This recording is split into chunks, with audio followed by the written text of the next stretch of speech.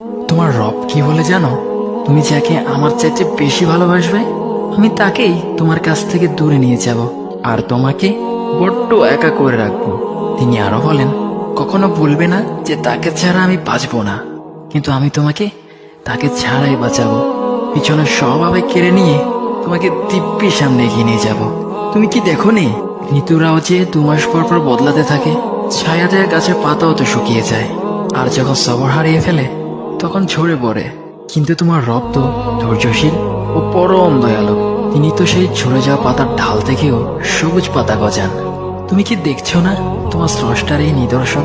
যে মানুষটাকে তুমি নিজের জীবনের চাইতেও বেশি ভালোবাসতে, সেই মানুষটাও একদিন অচেনা হয়ে যায়, তোমার মন ভেঙে যায়, এমনকি বন্ধু শত্রুতে পরিণত হয়, আর খানিক সময় পর শত্রু বন্ধুতে পরিণত হয়। যে মানুষটাকে তুমি নিজের জীবনের অংশ ভাবতে, সে মানুষটাও প্রতারণা করে।